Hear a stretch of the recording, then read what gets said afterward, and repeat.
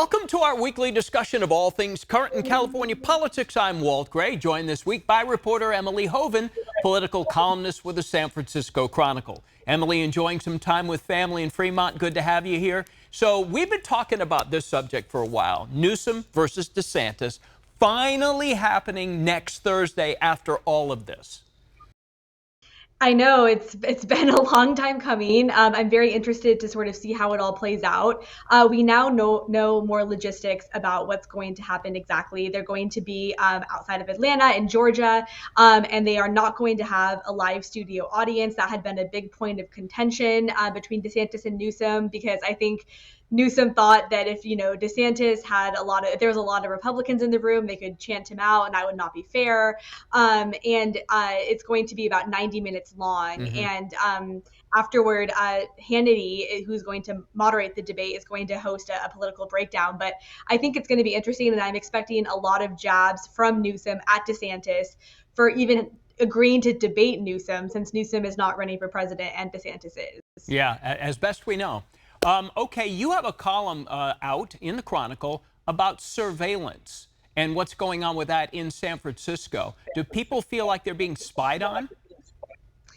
Yeah, so this is a debate that's playing out in San Francisco and a lot of other cities, and it's kind of come to a head recently where we have seen that the policies governing surveillance technology, such as drones and cameras, especially when used by police, are a big point of contention. And so San Francisco has developed a policy that anytime any city department deploys or wants to deploy a new technology, they have to go through this process to kind of talk about how it's going to be used, how the data is going to be stored, who's able to access it, all of these things. And it's come to a head because San Francisco's Mayor London Breed says the city has to go through this process in order to use 400 automated license plate readers to catch retail theft offenders that were funded by the state.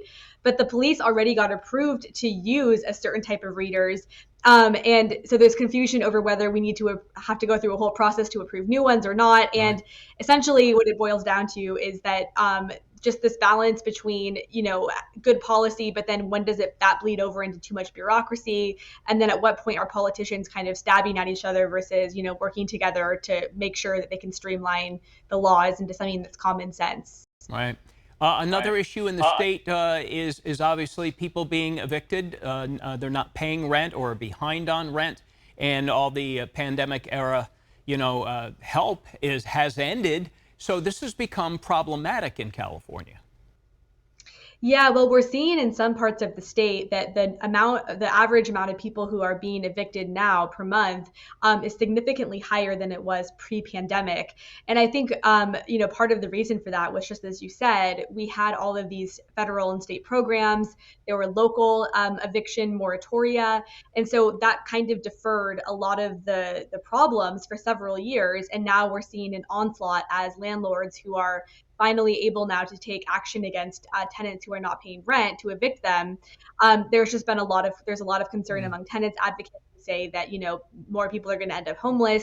But then also landlords groups say, look, we haven't really been able to evict anyone or collect rent for a long time, and we also have to keep our own businesses afloat and our own families afloat. And so I think that as this continues to escalate, we're going to see a lot of concerns and maybe even legislative action trying to sort of resolve this issue, because obviously more homelessness is not good, but then also it's not good if landlords are not able to run their business. Right. I mean, there's two very clear sides to this story. Emily, thank you so much joining us from Fremont today. If you'd like to reach out to Emily, you can do so via email at emily.hoeven@sfchronicle.com.